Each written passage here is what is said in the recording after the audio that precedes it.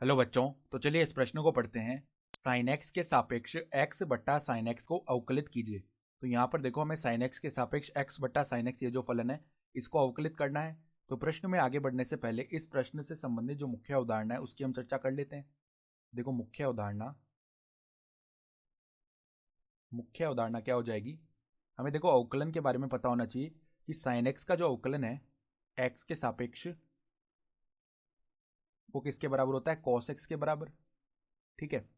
और जब भी इस प्रकार भाग में दो फलन लिखे हुए हो, देखो u बट्टा वी, तो इनका हम अवकलन कैसे करते हैं। पहले बट्टा में v का स्क्वायर हो जाता है। ठीक है। फिर v को स्थिर रखा और u का अवकलन कर दिया x के सापेक्ष। माइनस में फिर u को स्थिर रखा और v का अवकलन कर दिया x के सापेक्ष। ठीक है। इस प्रकार करते हैं हम भाग वाले फलनों का अवकलन। तो अब देखो, हमें साइन एक्स के सापेक्ष x बट्टा साइन एक्स को अवकलित करना है। तो हम क्या कर लेते हैं,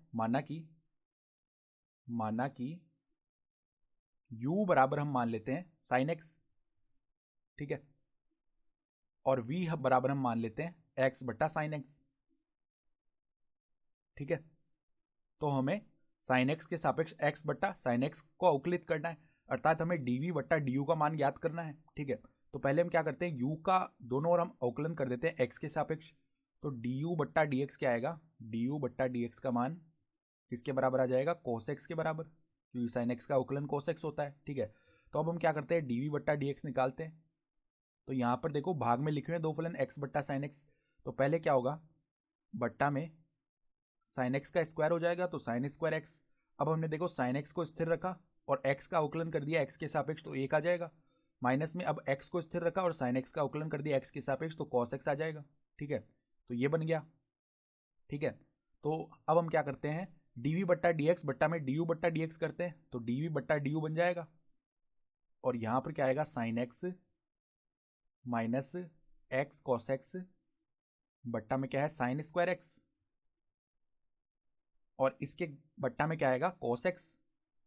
तो कॉस एक्स यहाँ पर साइन स्क्वायर एक्स से गुणा हो जाएगा। तो अगर हम यहाँ से साइन एक्स ऊपर से उभयनिष्ठ निकाल लें तो क्या बचेगा, एक माइनस एक्स कॉट एक्स। और बट्टा में क्या आ जाएगा, साइन स्क्वायर एक्स गुणा में कॉस एक्स। ठीक है। तो एक साइन एक्स से यहाँ पर एक साइन एक्स भाग हो गया, तो क्या बचा, एक माइनस एक्स कॉट एक्स बट्टा में साइन एक्स कॉस एक्स। ठीक है, ये बच गया। अब हम क्या करते हैं, ऊपर नीचे यहाँ पर हम दो से गुणा कर लेते हैं। तो दो पर यहाँ भी गुणा कर लिया और बट्टा में दो से यहाँ भी गुणा कर लिया, तो क्या होगा, देखो दो साइन एक्स कॉस एक्स किसका सूत्र होता है, साइन दो एक्स का। ठीक है। तो साइन दो एक्स बन जाएगा बट्टा में, और वो ऊपर आएगा तो कॉसेक दो एक्स बन गया।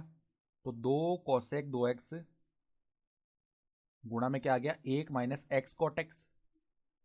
और यही हमारा क्या आ जाएगा, अवकलन आ जाएगा।